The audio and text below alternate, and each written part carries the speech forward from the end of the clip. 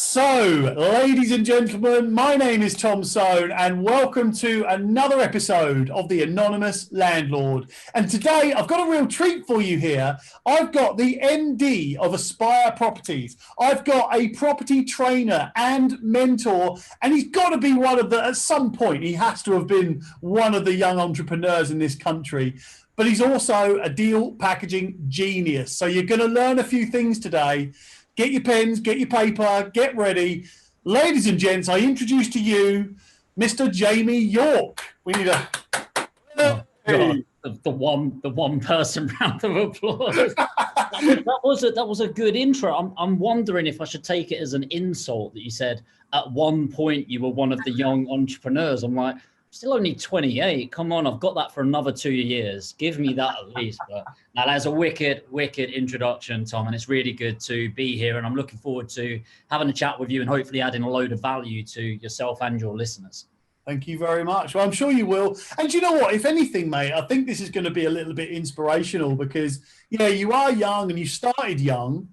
And you know what? There's loads of young people that were like you were, that want to get into property, want to get going, start making some money. And maybe this is going to help them make that first step. Amazing. So hey, Joe, before we get into it, would you mind giving me a quick waffle in true Tom Stone style about who you are, what you do? Yeah, sure. So my name's Jamie York. I've been in property and business now for the better part of a decade, 8 or 9 years. Give or take, so not quite there. I bought my first property whilst I was at uni. I think I was 19, 20, give or take. And it was I don't know, are we allowed to swear on this? Yeah. I swear quite naturally, cool. So it was an absolute shithole. And I bought it in Burnley. I was based in London, so it's 36 Burdett Street, £21,800. It was a 3-bed mid-terrace property. And I'd go to uni Monday to Friday. I'd work cash in hand in a few jobs, get the cash, go up there, do it up. And did that for about 9 months and absolutely screwed it up. Like, people say the best property in the worst street, don't buy out of area, don't pay people up front. Every mistake you can list in property, I did all in one. And so that was fun. So probably took about 9 months of refurbing it.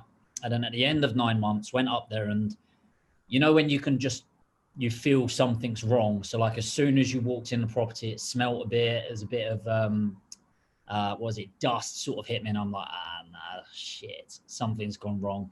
And somebody had broken in. They'd nicked all of the radiators, pulled the wiring out the wall, stole the kitchen, stole the bathroom, and even dug up the kitchen floor, which I was like, what the hell? And turns out there's lead in the floor in them. And I just thought, fair play. Like if you're that desperate and, you're willing to dig up all of that, then to make, an extra 50 quid, then your life's obviously a lot worse than mine right now. So you do that. But that was the point where I was actually going to give up. And I thought, you know what? I've clearly watched too many episodes of Homes Under the Hammer, fancy myself a genius, because I used to watch that show and think, you literally ignore everything that Martin and Lucy tell you to do. And then you're still making money. If this pillock can do it, then I'm sure I can. And obviously coming from a place of naivety. So I was ready to give it up then, but my business partner was sort of like, no, come on, let's give this another go. He was my best friend at the time and is now. And started getting educated around it. So I'm not going to talk much about education unless you ask about it, but I am big on getting educated and immersing yourself in education. And then, sort of taking it from there. So fast forward to now, got a few different businesses in and outside of property, but got a decent sized portfolio. And, you mentioned deal packaging. We do that fairly heavily. So we're sort of a 6-figure a month business in deal packaging now. So we're building up slowly but surely. That's awesome, mate. And hats off to you for getting into it, and you've obviously had a challenge there, and that sounds unbelievable, really. Like you say, someone's willing to go to that extent to take some lead out of your property, then take it, mate. You crack on.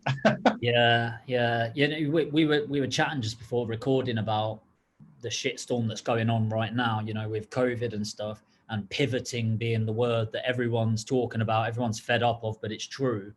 And I'm big on old school philosophy. So Stoicism, Stoic philosophy, a part of Stoic philosophy is that they talk about the controllables and uncontrollables in your life. And, you know, if you can't control what happens, let it go, move on from it. And it's easier said than done in some moments in life. And don't get me wrong, I'm not the perfect Stoic individual, but I tend to focus on what I can control. And 9 times out of 10, you know, let alone the money you make from having that approach, your emotional stability is just a lot easier. So, you know, it helps just being able to look at it that way. You know what, that guy, that girl, whoever did that, their life is pretty shit, where they need to go and dig up some lead. You know, you crack on and go spend the money on whatever you need to do. I'm just going to crack on with my life, right? And I do think that Stoic approach really does help in business. Yeah, I'm with you on that, mate. And do you know what? I've actually just recorded a podcast. It's not going to go out for a couple of weeks, but and I'll drop in a Tom Soane quote here, but it's to focus on the things that you can control and calculate the things that you can't control. And then you'll always have the correct sum at the end of it. I like that. That's good. I should coin that. I'm going to steal it. Yeah, you crack on. And look, as long as you just put a little Tom Soane at the end of it, then I don't mind. It's fine. So look, let's jump back now, back to when you first got started, because I always think that these little stories of getting started are fascinating. So jumping back to when you first got into property, you talked about that one property and you talked about seeing things on Homes Under the Hammer and so on. But was there any person that actually inspired you? Did you get advice? Did you get mentoring or training at that time when you first got into it? No, not well. Yes and no. So there's I didn't have what you would traditionally call a mentor. You know, I know you do a bit of mentoring. I do some mentoring. I didn't have anyone like that. My family background is very blue collar. You know, so people working with their hands. And so I was surrounded by it. So growing up, my dad was a central heating engineer, owned his own little small business. He was good at making money, but better at spending it. And, you know, the sort of guy that drank it down the pub over the weekend, that sort of thing. You know, typical, I think it was pretty typical blue collar upbringing, really. And I was one of the first people in our generation anyway, that went to uni.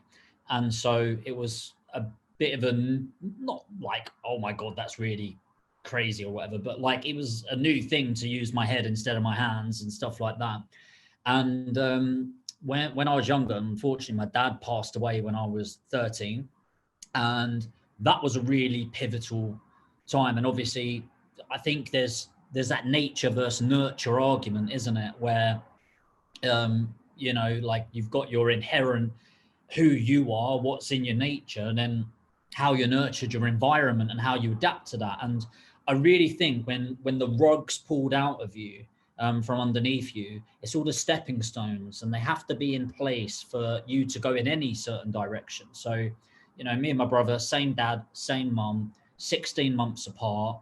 I end up going down the path of like, right, I'm going to double down. I've got to be the man of the house sort of thing. My brother got caught up with the wrong crowd, drugs, drink, all of that sort of thing. Since turned it around, and he's just an exceptional human being, and really pushes himself forward. Just had a baby last week, actually, which is incredible. But I think those sort of things that are around you are so important. So by having that gap in my life, I guess I had that hunger to fill it with something. And I often think that anger, sadness, negative emotions are incredible fuel for inertia. So if you think about a rocket, the amount of fuel that comes out in that first sort of 60 seconds, it's anger fuel, I called it, right? It's one of the most powerful things. It just can't fuel you forever, because why would you ever want to be fueled through your life through anger, right? So not having a dad, not having that role model, had to become my own. And my mum's my role model, but your mum's not your dad, right? Like, pretty obviously. And so I was feeling that. And then growing up with no money, and I went to a good school where most people had. It wasn't a private school, but it was as close to as you're going to get, full of people that were in private schools to get into this school, sort of thing. And being surrounded by that, it just showed that gap a bit more of that, the haves and have-nots. And I wanted to be one of the haves because I thought money would make me happy, all of that sort of thing, which, as we know, it doesn't. But it can facilitate things that can make you happy. And then I went to uni, and that's where my spiral started a little bit. So I made some money pretty quickly in my teen years. So I started trading originally. I did a lot of trading, and a friend of mine helped me with an algorithm to trade like I did and all of those sort of things. And then I sold it for give or take $250,000, which, you know, what happens when you give an 18, 19-year-old that's never really had a load of money, that sort of money, you're going to have the year of your life, right? So 10 months later, I'd probably done about 230 grand of it down the drain. And I didn't even have a car or, you know, cool shit to show for it. It was just good nights out or not so good nights out, who knows.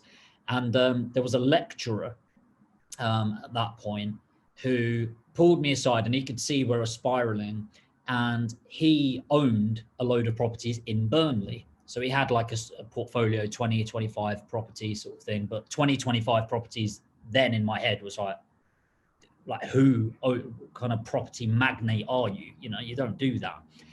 And he said, he gave me this sort of mini pitch, if you like.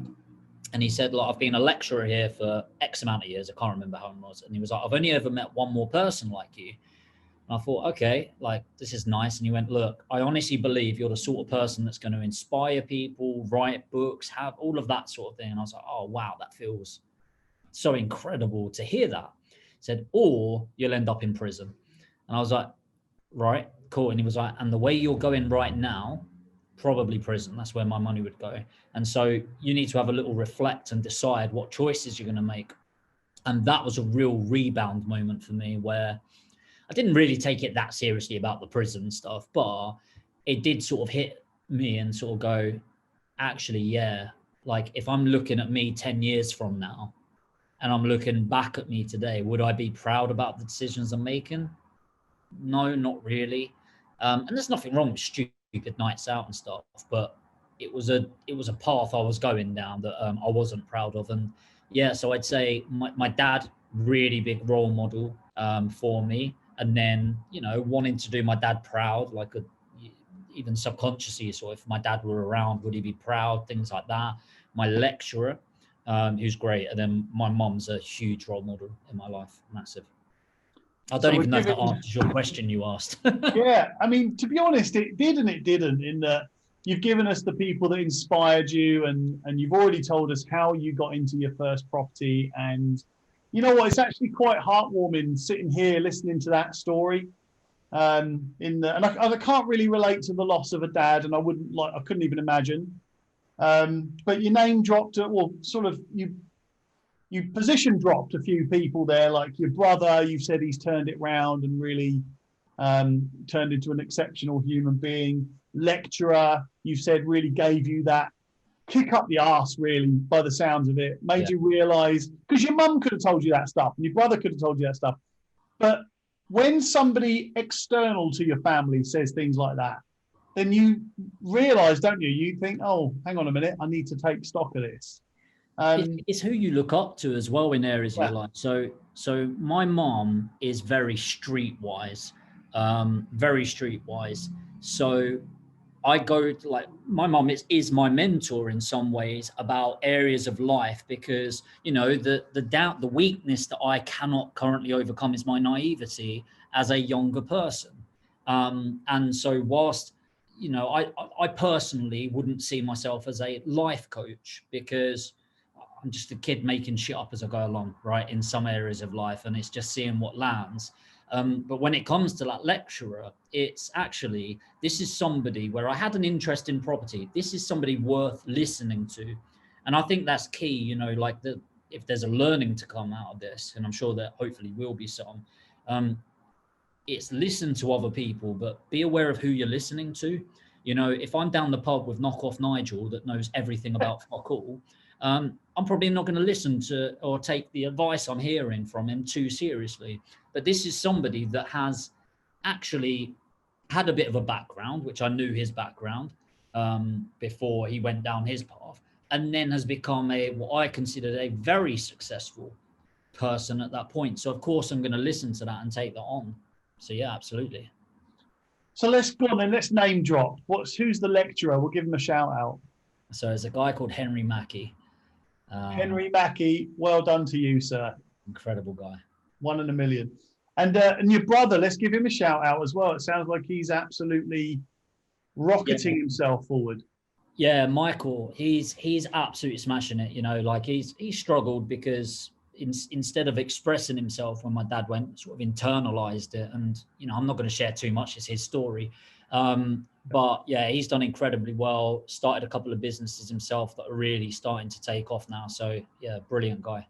Awesome. And we've got to mention your business partner. You've mentioned him a couple of times. Who's this?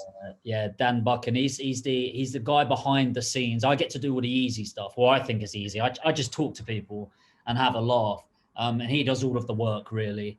You know, I just get to look good. But no, it's weird actually because we're very similar and not similar at all. And when you get to know us, that would make more sense. But he's very much back end stuff. And if I describe my perfect day chatting with people, like I would get up early, like 4:30, go for a run, early breakfast with people, back-to-back phone calls, lunch with somebody, gym after the lunch or before probably, and then back-to-back phone calls, dinner with people. Dan's perfect day is probably getting up at like 10 and then having a relationship with his computer. That sounded so much weirder when I said it out loud. Whatever he's doing with his screens, you know.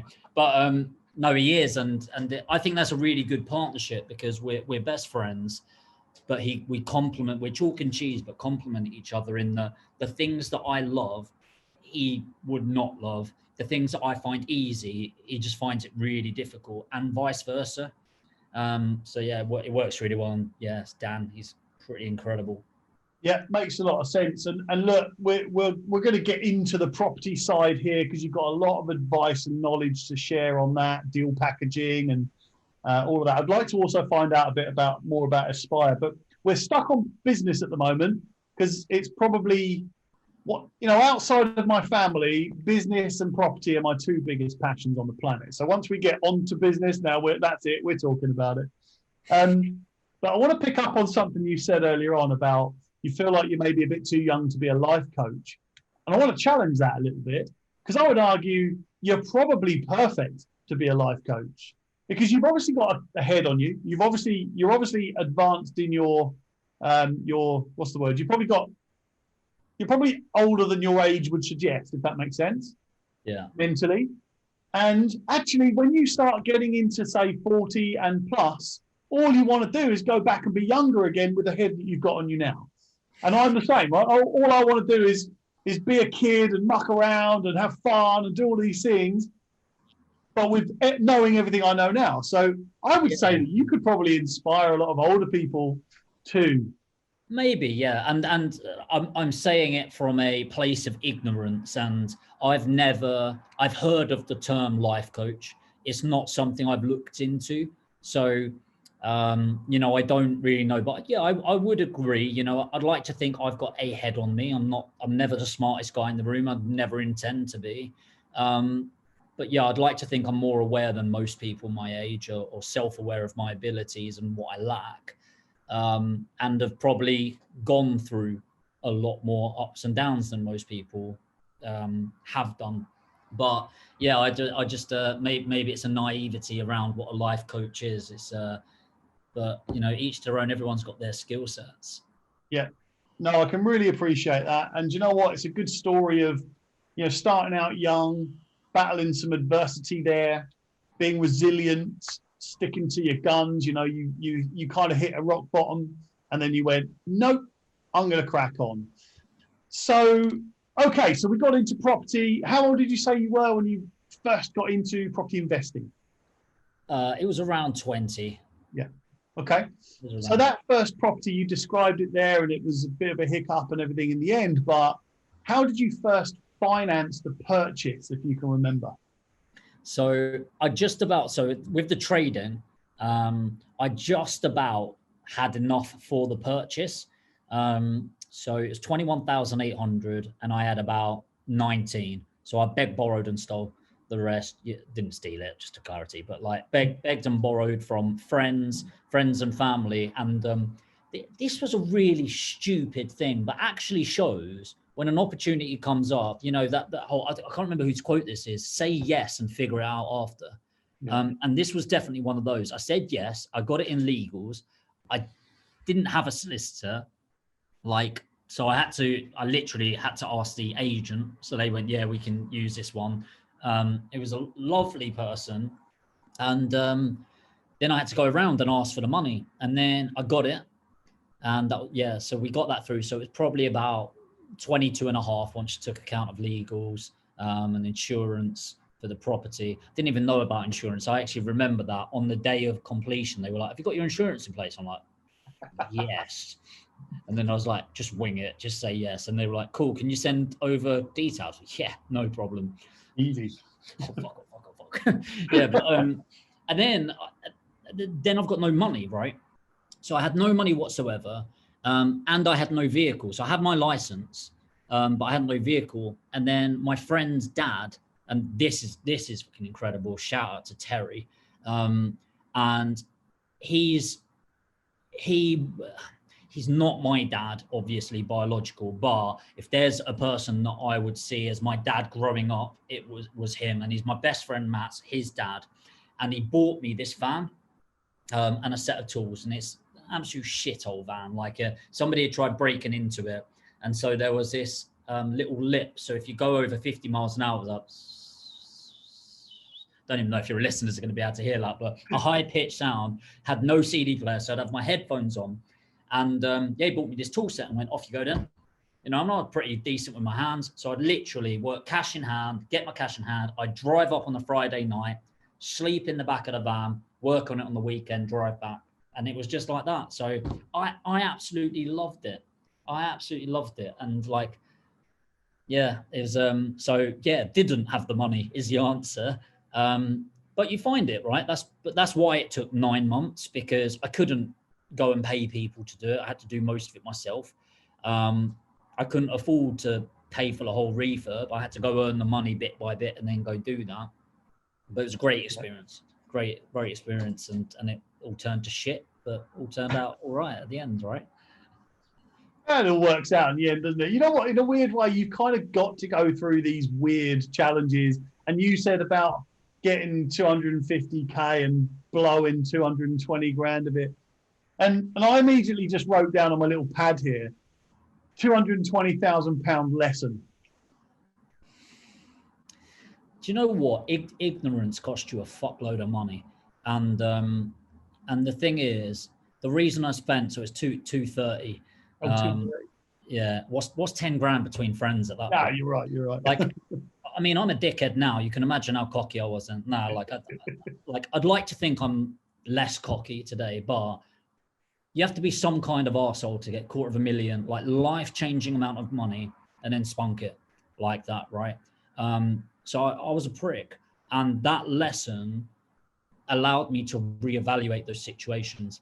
Then I bought a property because I'd watched Homes Under the Hammer one too many times and thought they were shit. Again, cocky. And I learned the lesson the hard way. There's only so many times you need to learn a lesson for being cocky. And it was brilliant. It was really, really good. Like, if I could go back and have that money now, I wouldn't. I'm so genuinely grateful that I lost that.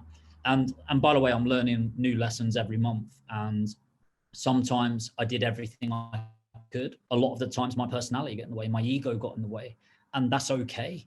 As I genuinely do not think mistakes are a bad things. I absolutely abhor repeated mistakes. Can't stand it. Cannot stand it. And so that's the only time I really give myself a hard time from screwing up. But yeah, I don't regret it. They were costly, and would have been nice having those mistakes maybe now where I can afford those mistakes a bit more. But ultimately, would I have hustled and grind as much as possible. If that first property went well, I'd still be buying buy-to-lets in Burnley. And it's not saying Burnley's a bad place, but when you live in London, it's probably not the best investment strategy buying something 230 mile away, right? Well, I can relate to you, mate. And I go back a few years, and I was earning an absolute fortune. I was a mortgage advisor back when it was booming, and I was doing a lot of subprime mortgages, earning just tons and tons of money, and just pissed it all up the wall.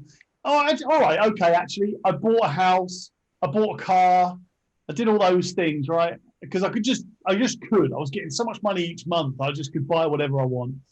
And then I started, a while later, that all fizzled out when the mortgage market went tits up. And then a little while later, I launched a business and then lost everything because I didn't really bother with the business. I thought, I'm free. I don't have to work. I can do whatever I want. And then so launched this, started the business, had all the best ideas, had all the best intentions, but played too much golf, mucked around with my mate too much, and lost everything. Lost my house, lost my car, lost absolutely everything. Had to move into a fucking little room, a grotty little room just to get by. And one day, do you know what the pivotal moment, we're fed up with pivot, but this is a pivotal moment, was got into the office and had no money for lunch. And me and my business partner in that business, we shared a £1 Tesco microwave meal because we just had nothing. And that's when I thought, what the fuck am I doing this for? No chance. So, you know what? I don't know why I told that story, but it's a lot about that lesson, isn't it? You had that money, you pissed it, and then you realise, now you look back on it, like you say, and you think that was a lesson that I could not have bought. So, yeah. Mate, it's a brilliant story, and I'm a big believer that adversity creates the opportunity for greatness. Yeah, I agree with you. And you wouldn't be here interviewing me. I wouldn't be having this chat with you if I didn't screw up and you didn't screw up. I absolutely agree with you, mate. Right, let's jump back into property now. I think we've really bigged you up here as a young go-getter, a real. And do you know what? I think people are going to take a bit of inspiration from that. And I'm going to put this to everybody else. If you're listening to this and you feel a bit inspired by Jamie's story, then get in touch. I'll happily connect you all up. But we've had that property. Someone's nicked all your lead. You made use of it in the end. What was the next property? And talk us through how you scaled your property portfolio first. Let's start with the property portfolio. Okay, so the portfolio kind of went from one mistake to another, if you like. So the next thing I'd heard about is the Northeast, right? The Northeast, cheap property. And again, there's nothing wrong with investing in the Northeast. We've got a lot of investors there. I still invest there, but very different structure. And again, it was like, yeah, you can pick up a property for £3.50, refinance it for 70 grand, the usual stuff that you do. And then lease options, put that in. So I had a fairly hefty portfolio up there that on paper was making me 10 grand a month. In reality was making me 80 pence, all of that sort of thing.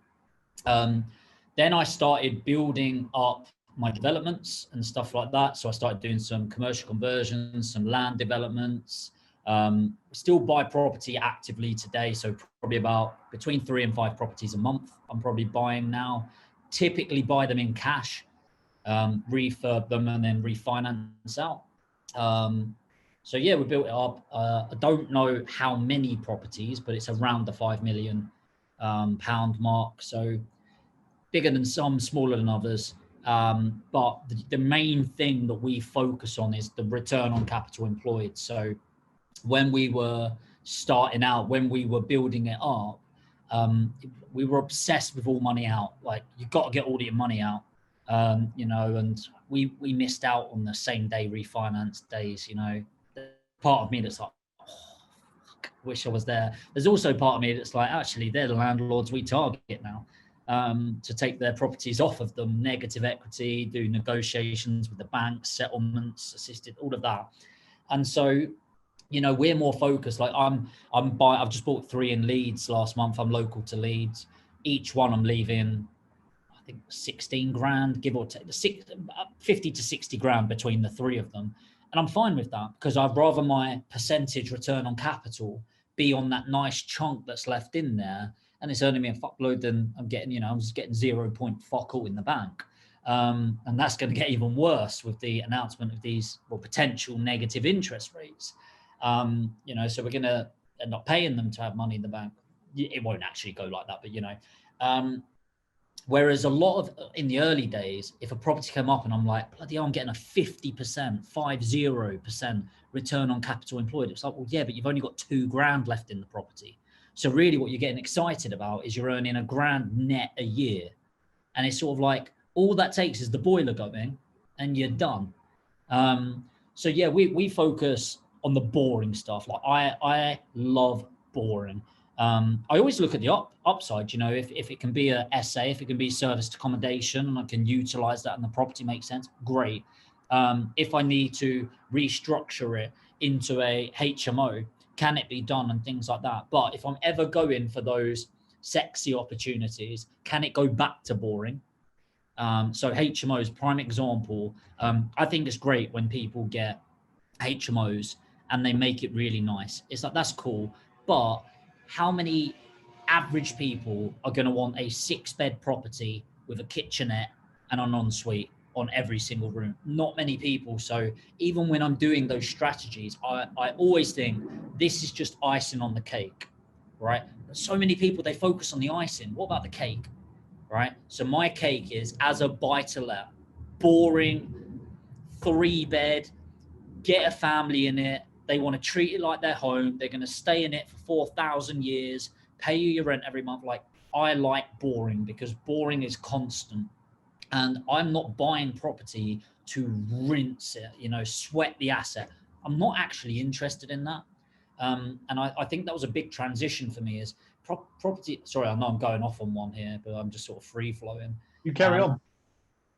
The biggest mistake I made in property is trying to get out of property whilst getting into property.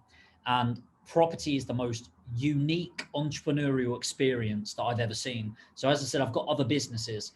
People in other businesses don't seem to get in the business to get out of the business.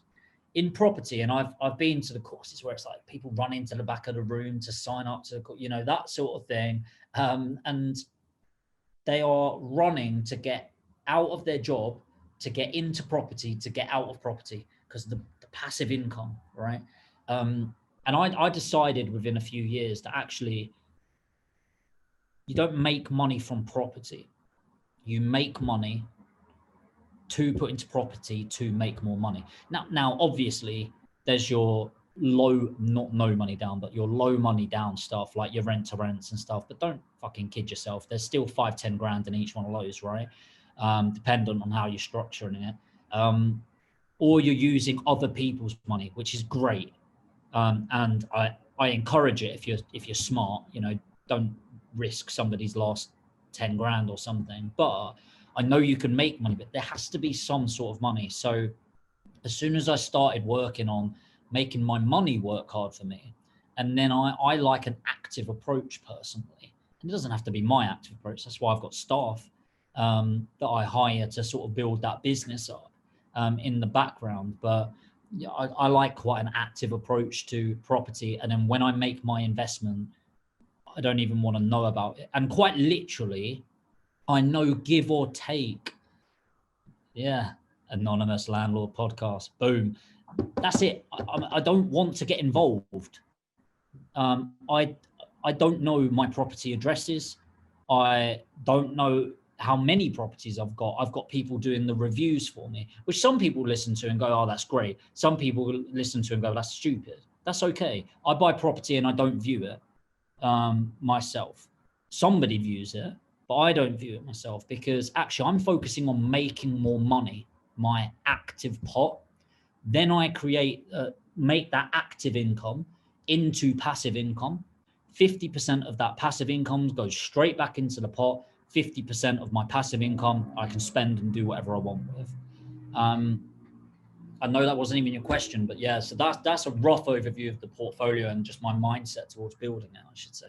Yeah, and do you know what? These little rants, they're good, aren't they? Because we're just chatting, and at the end of the day, if you've got stuff that's in your mind and you want to share, then out it comes. And what people will do is pick up little points of what you're saying, and they'll say, "Oh, that's a good idea," or "I like that. I can relate to this."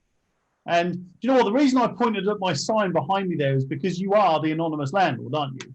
You've got and this all started, by the way, from me, because I was doing the same as you, in that I was viewing a property or not. The same. I bought a few properties in Newcastle and not even seen them. And my whole philosophy in it is, what's the point in making a load of money from property if I've got no time or energy or life to enjoy it? Mm.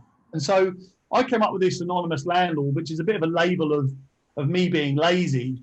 I want the money, and I want the security, and the financial freedom is the buzzword, and life freedom and all of those things, wonderful things. But I don't want to be doing anything with a tenant. I don't want the tenant to even know who I am. I don't even want the letting agent to know who I am, even though it's my letting agent. But you know what I mean? All of those things are, to me, the ultimate way to be a landlord is to be anonymous. Yeah. And what happened is it started to evolve a bit. So it was the anonymous landlord, which is all about being an anonymous landlord. And then it became the anonymous property investor, and then the anonymous businessman. And now everything I do, I think, how can I be anonymous to this? So it sounds like you are the anonymous landlord, mate. Yeah, I think that's a really cool concept. I really like that. And yeah, I'd say so. I'd probably just sort of, I think it's easy to listen to that and automatically go, cool, that's what I'm going to do. I think it's important to remember that you have to work hard enough to not have to work hard. And I just worry about, and I don't know your range on here, that they might, if you're listening and you're a really experienced landlord, you're going to really want to focus on that transition to rely on people and processes rather than yourself, and be very process driven in that, and reporting structures and things like that. But if you're starting out, you need to get involved. You need a hustle. You need to, I'm not saying you need to go and plaster your properties, because please don't do that if you don't know how to do it. I'm not talking about not outsourcing from the beginning, but you don't start a business and hire a managing director next month. You need to hustle. You need to grind a little bit. You need to focus on your marketing. You need to focus on your sales, get the money in the first place, invest it, and then outsource with that. And then, is that sort of draw down, if you like, that as you get bigger, more systemized, more process driven, you can become more anonymous landlord, anonymous investor, anonymous business owner, and whatever else you want. Yep. Nail on the head there. And you're right in the sense as well that you do have to put the effort into becoming an anonymous landlord, because you can't just wake up in the morning and go, I'm anonymous to it now. You've got to put the right systems in, the right processes, the right people in place. And and it takes time. And the biggest thing that catches people is this skewed expectation on it. And if you think about most things that break down in your life, whether it's your business, relationships, often it's because of the communication around your expectation of what the reality is going to look like. And so if you're relatively new to this game and you think you're going to become financially free in 12 months or quit your job in 3 months, whatever shit's getting spouted, can it happen? Absolutely. Yes, it can. Will it happen? Almost definitely not. So like, I have people signing up to my property training courses, and I say, look, I can near guarantee you won't make a penny in the first 3 months, let alone the 6 months. Maybe you'll get some in, because it's reality, and you need to measure those expectations. So I think you should be coming into a game and going, the first 3 years, I'm probably going to quit my 9-to-5 job and work 5 till 9 and probably get paid half the amount. And that's the reality for a lot of people, myself included, where I would be absolutely grafting to pay the bills on time. Now it's very different. It's like, if you said to me, right, you need another 100 grand, I can probably earn that within a week or two if I had to. If you told me that 8 years ago, I'd be like, I couldn't earn that in a year. I didn't earn it in a year.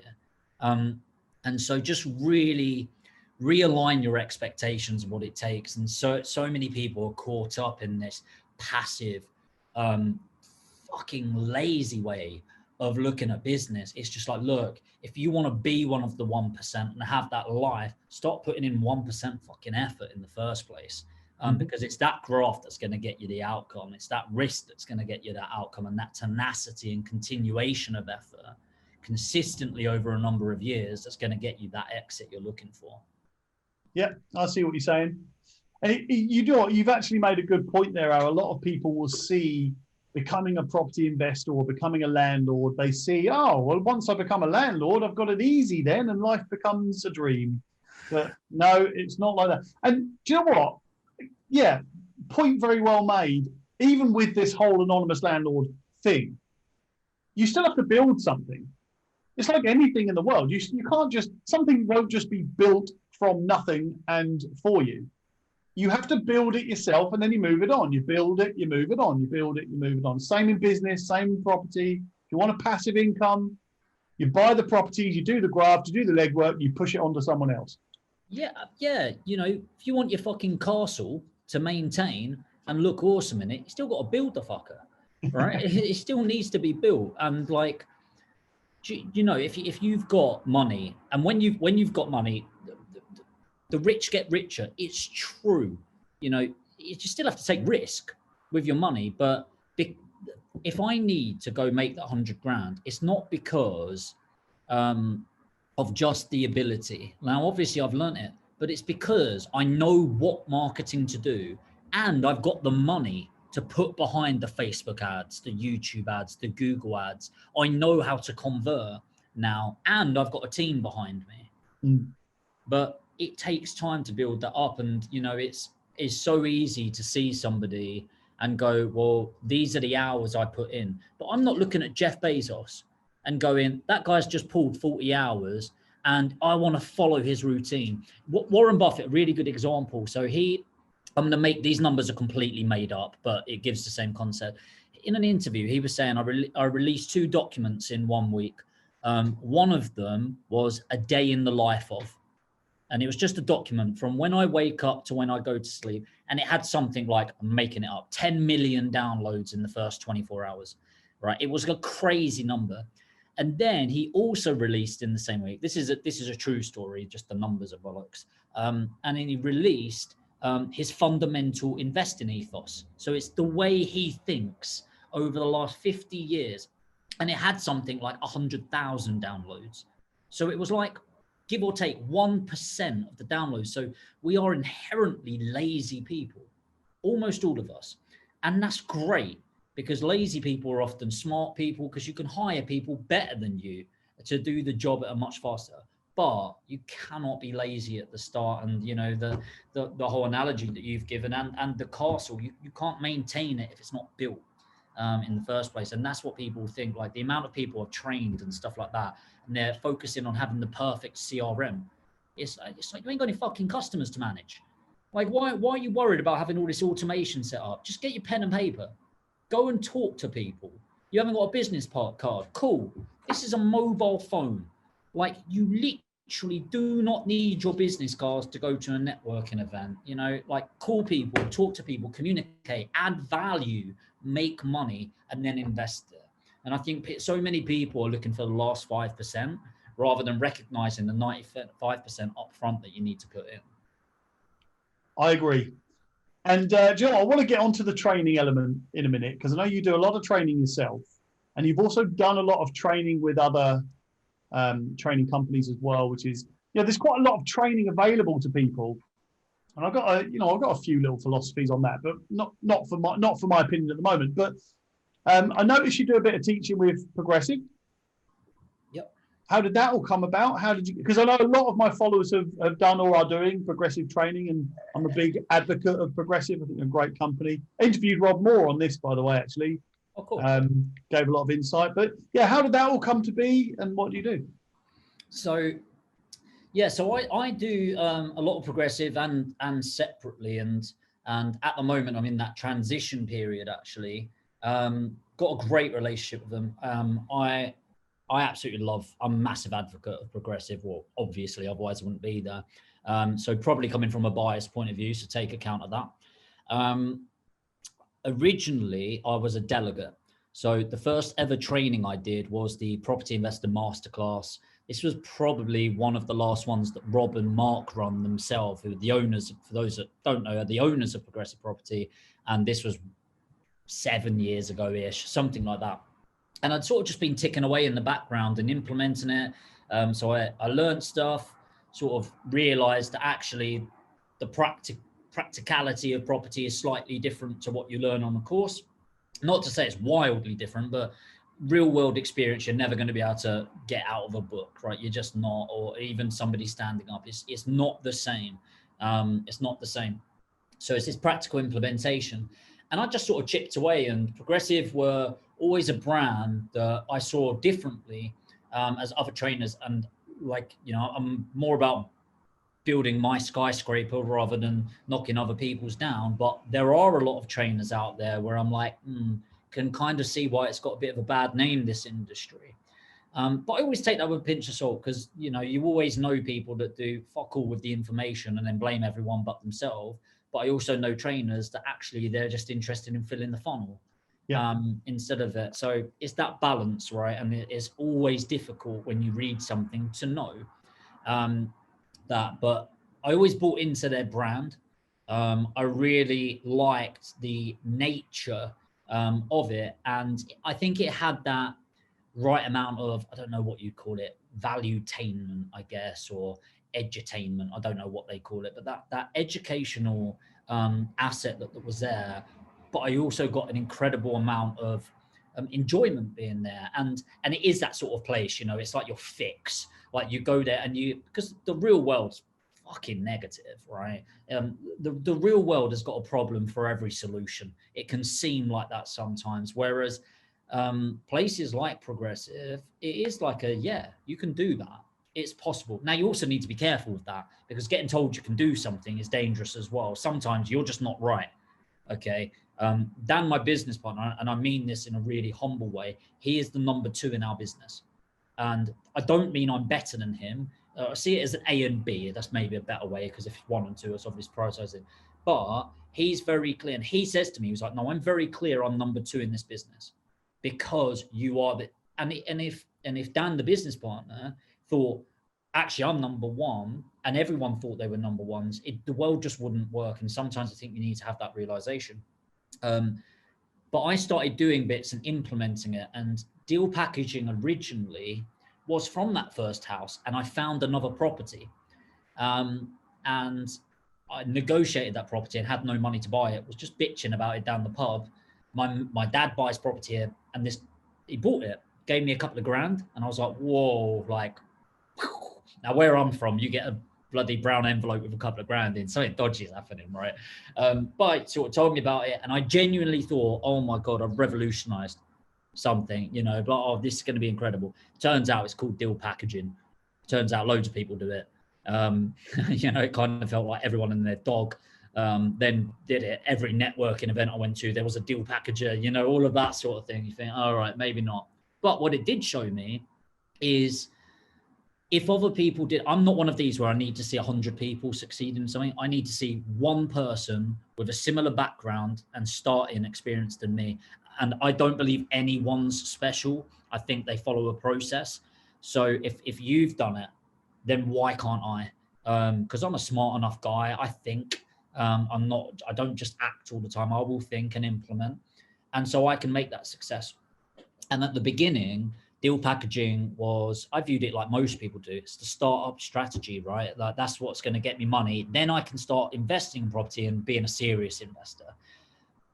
The problem with that mindset is you're always waiting to get out. As I said, it's sort of like going swimming by dipping your toes in the pool.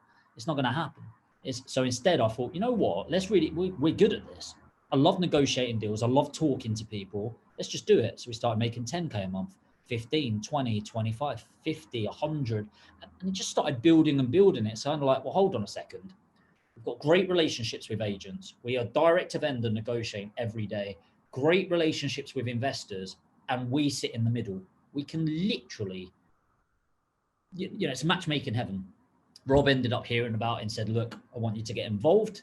And at that point, I was like, there is no chance whatsoever you are getting me speaking on stage. And he said, well, tell you what, why don't you just stand on stage, talk for half an hour about what you do? So it wasn't a salad or anything like that. It was just standing up. Ended up standing up for about 2 hours. Obviously loved the sound of my own voice because the dickhead ego coming back in. And it started going.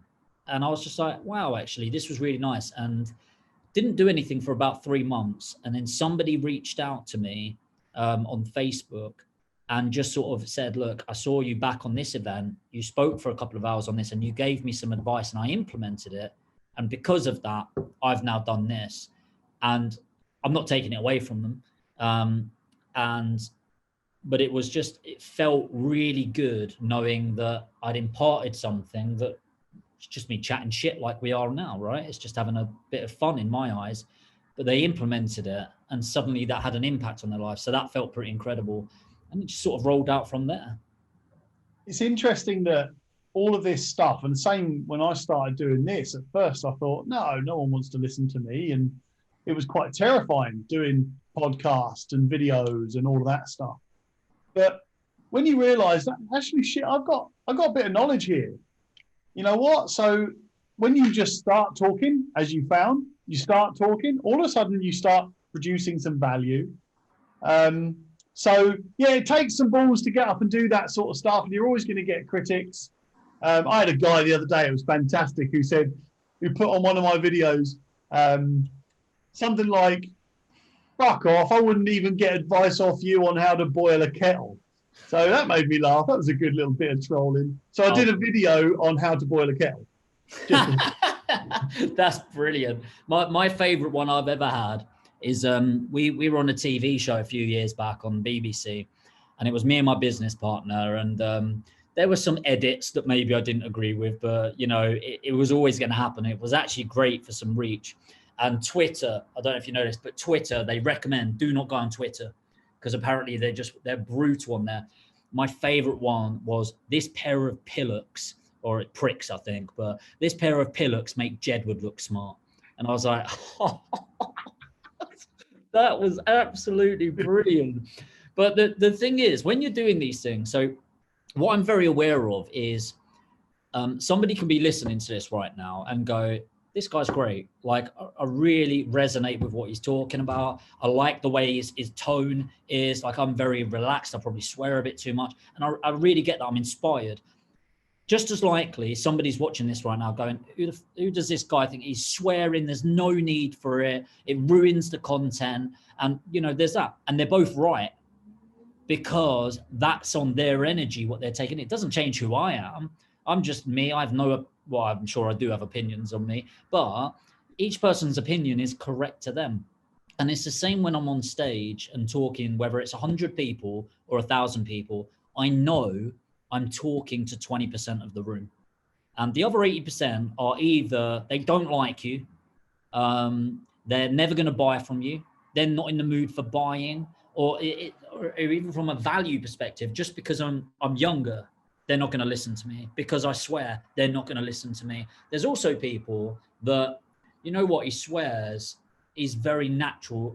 And the compliments I get is, I love the fact you're so natural. You're the same off stage as you are on, which as a speaker is quite a big thing because people seem to step into a role, bravado, if you like, where people also hate that about me. So, you know, the fact you're getting critics is fantastic.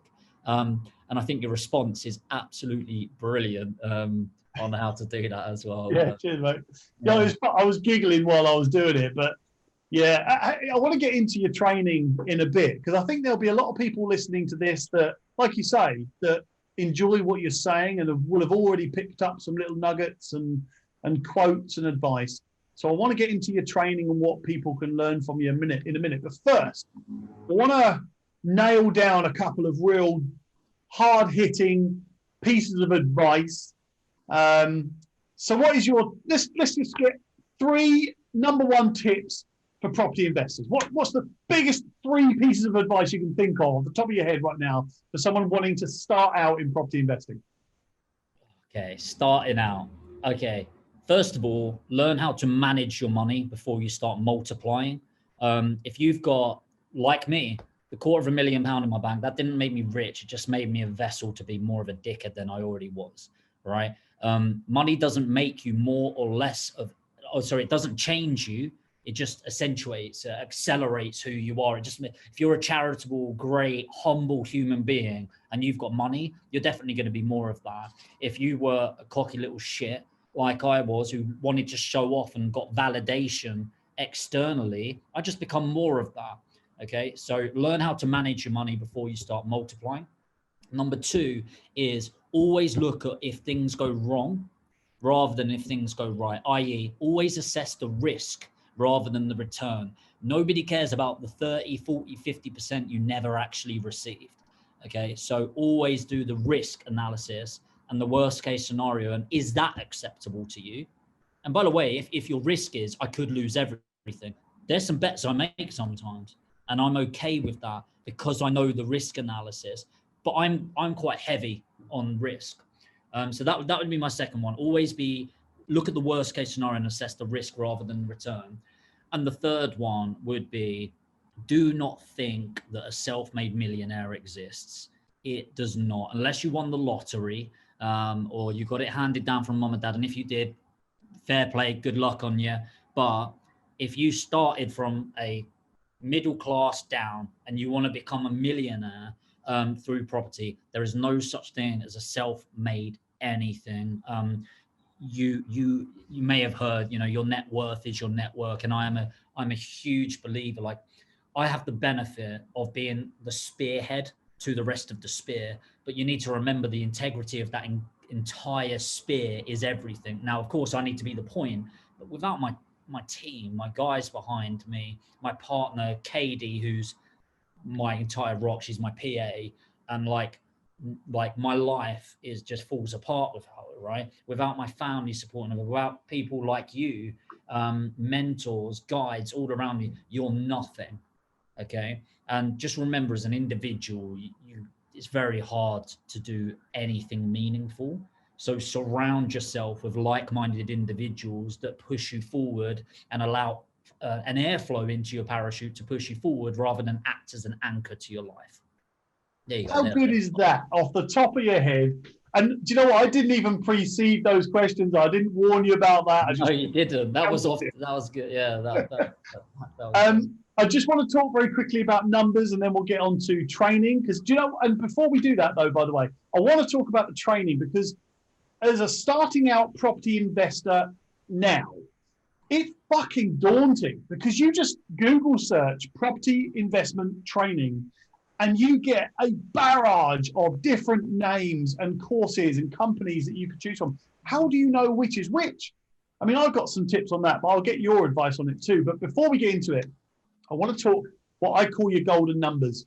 And you probably heard these before, but I talk a lot about your phase 1, your phase 2, and phase 3.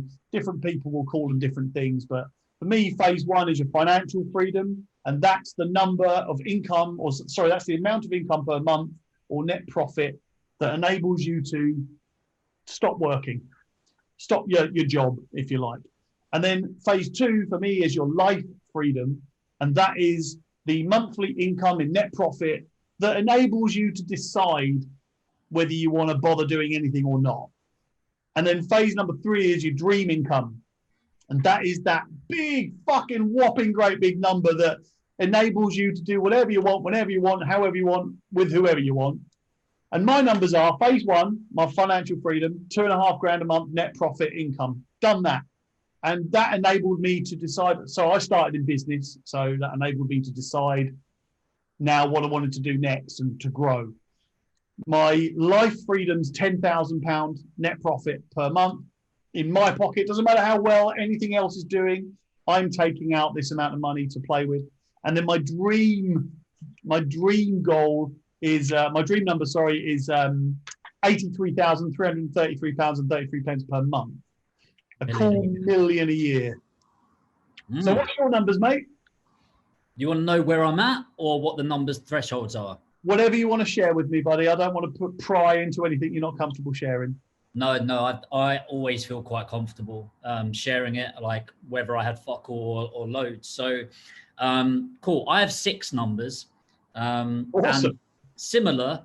but different definitions. And, you know, I'm not saying they're right or wrong, but mine. And I've actually opened my spreadsheet up as you're talking so I can give you some accurate things. So financial stability, for me, the way I define that is you become your own man or your own woman. And that was always a really important, and I'll explain what I mean by that is my active, what I'm doing as an individual, I am paying me that amount of money. So that was $2.5 grand for me, right? Active income.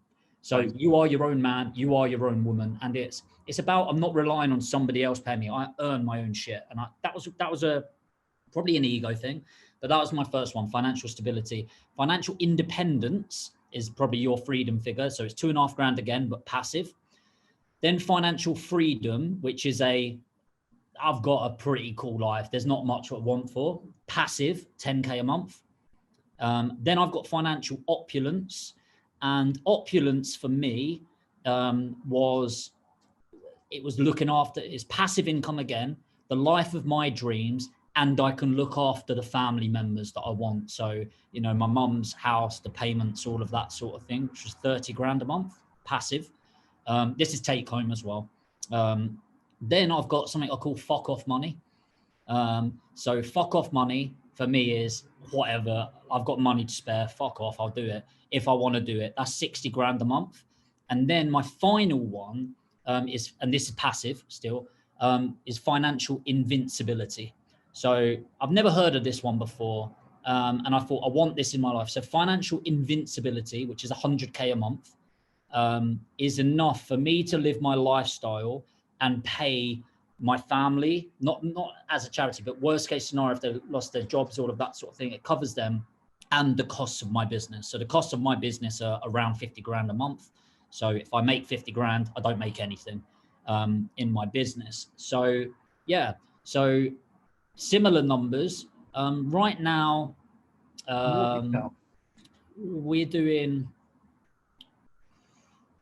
active and passive, probably about $1 million a quarter right now. So yeah, we're aiming for 5 million next year, not turnover, proper profits, pre-tax profits.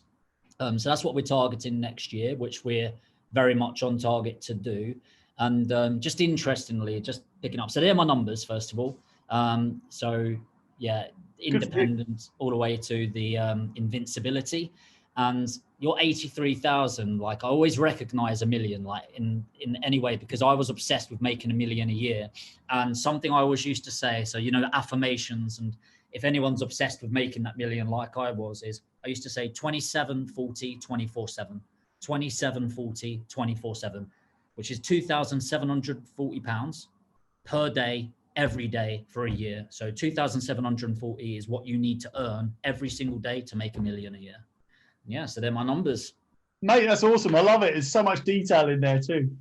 And you know what? The people listening to this again, and maybe you know this, maybe you don't, but people listening to this will pick up on certain bits and they'll go, oh yeah, do you know what? I want to work out my figures now. And I think you'll inspire a lot of people to do that right now. People will be working out what their figure is, their yacht figure or their jet figure or whatever. Yeah, and it's great too. It really is great. Yeah, and it's fun to dream like that as well, because you know what? Everything that you could possibly see in a dream is real. You cannot create in your mind something that's not real. So, you know what? If you've got a dream and it's that you want a Boeing 747, then that's a real thing. It means you can get it if you want it. Yeah. Anyway, I want to get on to training now, because again, like I said earlier on, there's so much training available. And I want to get your advice on how people can identify what training, what education, what mentors, what courses they can go on or they should go on that will work for them. We don't need to mention companies or names or anything like that. Yeah. Well, if you want to, but that's up to you. But you know what I mean. I won't mention people in a negative light. Okay, so first of all, market saturation. Do I think the market is saturated? No. There's something called confirmation bias as part of your psychology. So you want a Merc, right? Let's say you want a Merc. You go buy your Merc, and driving out of the storefront, whatever it is that you'd call it, everyone's driving a Merc suddenly. right? You're like, did they suddenly sell to everyone in my area? Why the fuck has everyone got the same Merc as me, right? It's confirmation bias. Because you're concentrating on something, you naturally have a confirmation bias towards it. So an attention that follows that, mixed in with algorithms. Okay, so Facebook is it's a manipulation of data. The algorithm alters around you, even TV now, by the way. So if I'm watching, not that I do, say I'm watching Coronation Street and my mum's watching Coronation Street, when the adverts come on, we now see different ads. And so I'll see an ad on TV that is tailored. Most people don't know this. It's called, smart ads within TV. So putting ads up is pretty cheap on TV now, but it's manipulated around the things that we're talking about. We're typing in and shit like that. So naturally, by searching them, what's going to happen? You're going to go on their website, then you're pixeled. And then once you're pixeled, you're followed around the internet on Facebook. So it's because you've engaged in that, you tend to start to feel more. So is it a saturated market? No, but there's a lot of people doing it. So it can feel overwhelming doing that. So naturally, you probably will end up investing in something. And by the way, you will invest money, whether you invest it in training or not, because you're either going to invest in your education or you're going to invest in your ignorance. And often it's a bit of both. Most of the time, it's a bit of both, right? Then it's trying to divide up the good and the bad. The problem is, what is bad? So, in the property investment sector, I'll say the name in a moment, but there's people that are outright scam artists, like they're convicted of it. And there's one person that I won't mention name because I am outright calling him a con man. But how? Like, it's so easy to a bit of research to find that out. I'm not talking about a negative review, by the way. Absolutely not. Guarantee you can find negative reviews about me. That's absolutely fine. I'm not talking about somebody slagging somebody off on a video or your critic talking about the boiled egg. You're always going to have that. That's just part of owning a business. And anyone that's worth their salt knows that. You've got those people. You can find that out. There's people that are they are not on company's house because they've been struck because of the dodgy shit that they've done in the past. Do some research, okay, around that. Then you've got the people, there's a lot of negative talk around. Samuel Leeds is a prime example in the property investment sector. And the truth is, when people have asked sometimes, and I actually caught myself, this was probably about 6 months ago, Jamie, what do you think about Samuel Leeds? And my immediate response was,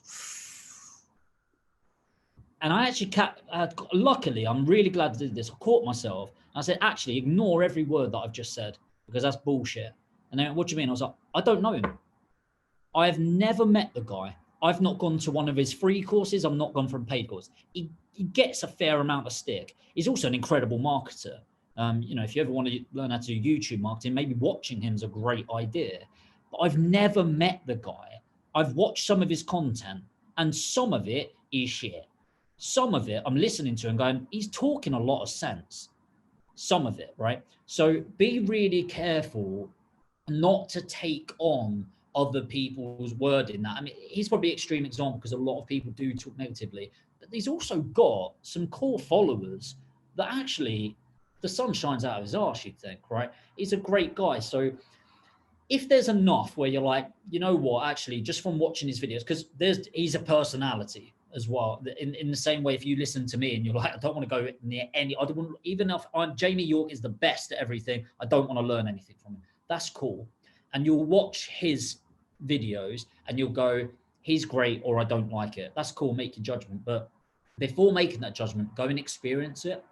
I think when you're going to these free events, go with no cards whatsoever, because they are, for the English culture anyway, hard selling events.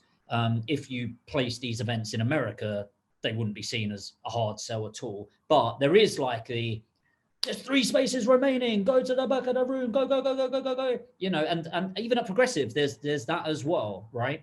So I run my personal events slightly different, and we'll talk about that. I still do scarcity, I still do urgency. They are basic marketing and sales tactics, and I use them in my every business, and it's how you use the strategies that matter. So, for example, I saw somebody advertising an online pre-recorded thing and said there's 5 available. It's just like, what? Like that? What the fuck are you doing? But saying for the first 5 people, I will personally have a 1-to-1 1-hour phone call with you. Great. Real scarcity, real value, and creates urgency. Price drop, same thing. If it's legitimate, you've sold this at this, or don't say you've sold it and say, I genuinely think it's worth that. By the way, you're not going to pay that. Like, that's great. Don't go, this is worth 15 grand. And by the way, I've got a bonus stack on my stuff that comes to, ironically, probably about 15 grand. And by the way, yes, I dropped my price with an ending in a 5 or a 7 or a 9 or whatever the fucking going thing is at that time, because it's basic sales psychology. Okay. If I say something's 3 grand to you, that's expensive compared to 2,997. Okay. That's just basic, the system of it with it. But ultimately, a lot of educators are using the same information. Okay. Including myself. What I'm looking for from an educator is, what are they bringing with their practical experience? Okay. So I fuck up a lot. And I'm very open about how I screw up a lot. Monthly, every month, I screw up on something, right? But it's very rare you'll find me making the same mistake. There's some people that will look at that and go, I really like that because he's showing the grind, the hustle, the grind, all of that. There's other people going, I probably don't want to learn from somebody making that many mistakes. And that's okay. So I'd want evidence that they're actually doing stuff. So again, I'm not going to name names, but there's people out there educating, and I'm a deal packager. So when's the last time you packaged a deal? Because I know for a fact it's not been in the last 12 months. Like, I know that. And I'm a big believer, if you're not actively doing what you're teaching, even if you have the best intentions, you're ripping people off, because 95% of the information is the same that it's been for years. It is. But it's the 5% that is going to make people successful. And right now, that's not changing every year. That's changing every week. That's changing every month, and it is fast adapting. So once you've done that bit of research, divide up emotion from this, then watch some videos. I put a lot of content out there for free, and 80% of the education I put out there is for free. The 20%, I'm going to make as much money as I can from it while serving and adding value. Watch the content, and if you like it, great. And if you don't like it, great. I'm okay either way. Then just look at the person's ethos and the way they do business. So how I sell, I like selling. I love selling. You come on my webinar, I'm selling something to you. I'm going to go for it, but I never take money on the evening, for example. So I always say, filling this application, take the night. I'll give you a call tomorrow, and I literally ask 3 simple questions. Why do you think you should be on it? Why do you think it's the right program for you? And is this going to put you in financial difficulty? And if there are negative answers to any of them, this probably isn't for you right now, but let's have a chat in 3 months' time. And I like the way I sell. There's nothing wrong with doing the run to the table thing. That's just sales, but it's how you get them running to the table. So yeah, my advice is leave your credit cards at home, because if you can call people the next day, right? One thing I don't do is I do bonus limits, like you have to get in your application, but I'll never say, if you call me tomorrow, I'm not going to do it at this price, because I'm not going to do it. And even if I could, that's just a pain in the ass, charging somebody 5 grand and everyone else paid 2.5, and then it is just about personality, because do you have to get on with who's training you? No, they don't need to be your best friend, but you need to respect them. And there's people that mentor me that I don't particularly like them as a person, but I love what they're about in business. And I know that's some of the soft ways of looking at it, rather than the hardcore, here's how you do your research and things like that. But, there's a lot of trainers out there that their way of selling is leave enough of a gap where people think, I can't do this without this. And that's great. That's cool. My way of selling is, you don't need this. Okay. Listen to my free information, listen to your free information, you're going to get a lot, and you're probably going to go out there. However, if you want someone you can message and go, look, I'm about to do this. If you want somebody that's teaching you what they're going through right now, and you think that extra 5% is going to make the difference to you, then great, let's do it. And I'm a big believer where I think people's psychology are, holy shit, I got this for free. Imagine what I get when I pay for a course. And then on the course, I want to overwhelm them with information to go, Jesus, if I get this for free or for a couple of grand or whatever, imagine what I got if I worked one-on-one with this guy and stuff like that. So different approaches. I'm not saying it's right or wrong, but you will find a personality. And by the way, there's more than one educator. Don't just listen to me, decide that you like me and then go for it. Don't do that. Let's have a chat, and we can message back and forward on Facebook or whatever, or go to a webinar, fill in an application. I'll call you each round, to see if it's the right time for you. I will.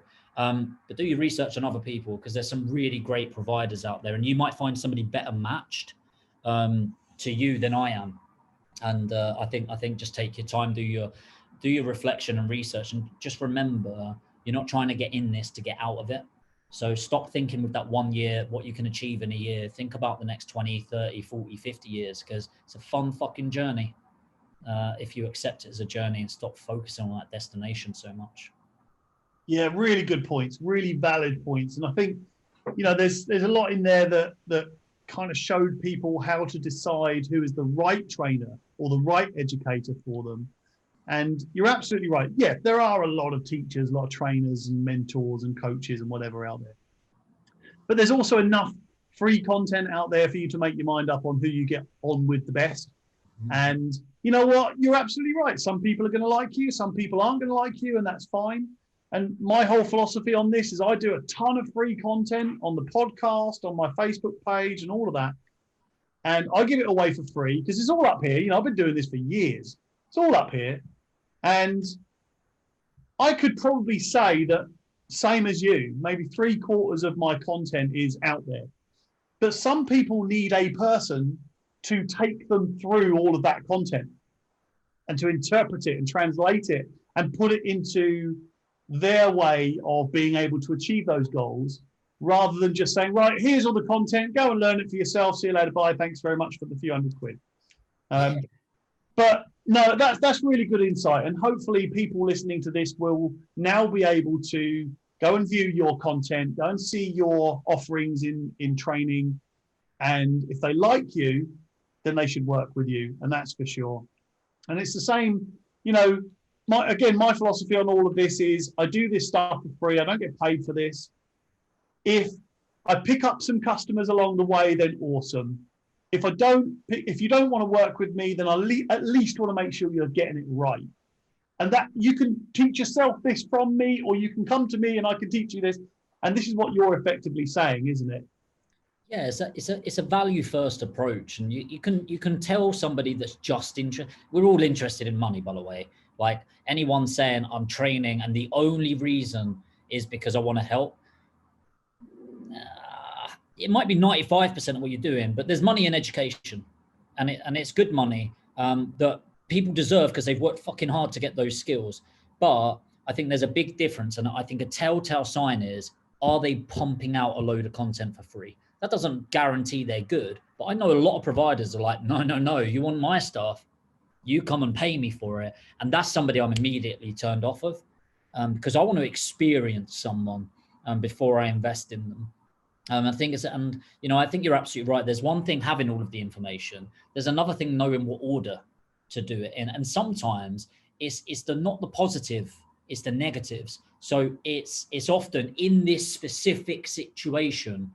You can't just YouTube about your specific situation in that moment at a time, because you might find a video that relates to it, but it was 6 months ago. It's a different time 6 months ago.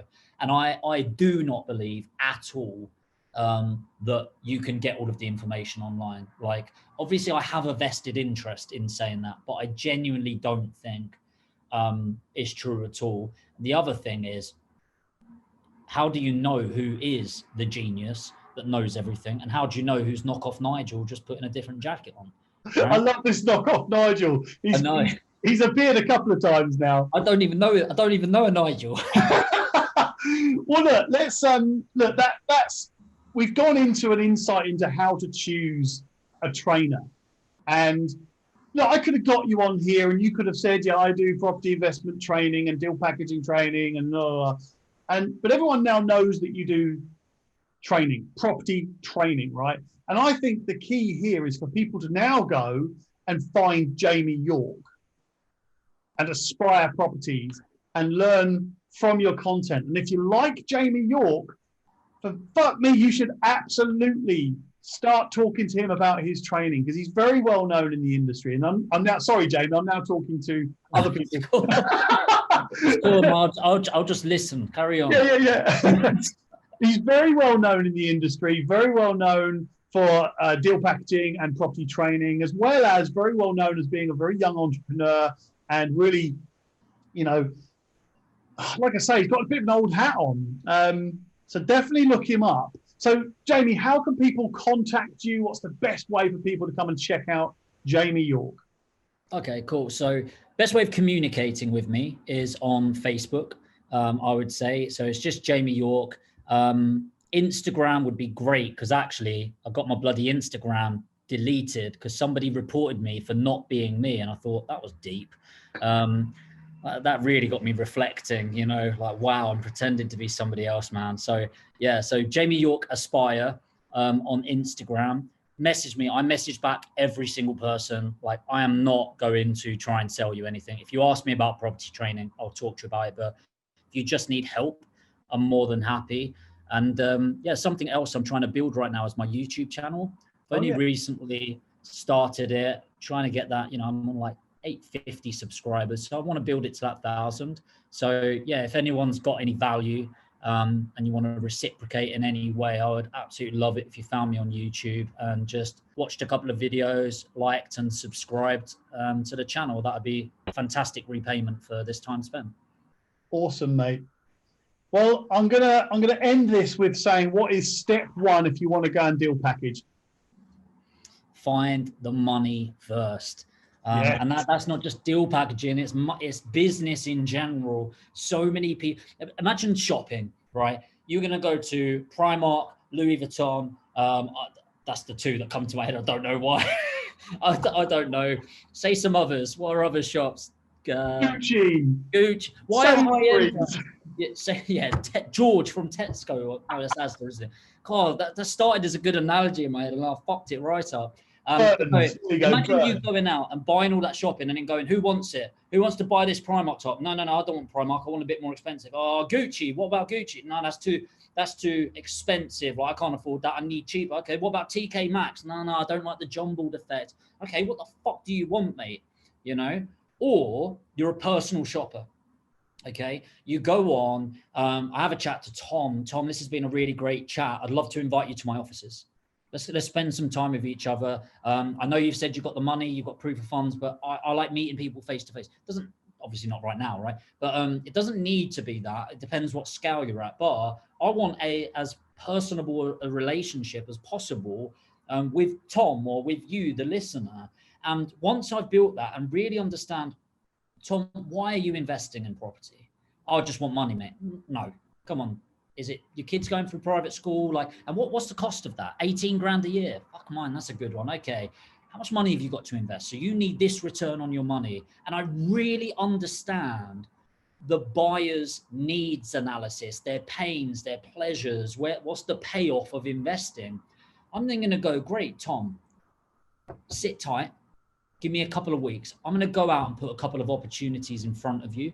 I'm not going to throw shit at a wall and I hope it sticks. Every single opportunity I'm going to put in front of you is going to match your criteria. Can you give me 2 weeks? Yeah, great. And then go and match that. I think the world has become so social that the world has become unsociable, right? So we're so easy to connect or friend, and you know, you've got your 5,000 friends on Facebook and you talked about 10 of them, right? And the thing is, it's so easy to connect with people that the power of connection has been lost. When's the last time you called up Tom or your equivalent and just had a chat? How are you getting on? How are the kids? You know, so my best piece of advice is in deal packaging, yes, but also building your own portfolio if you're using other people's money, or if you've got any service approach, even your tenants, by the way.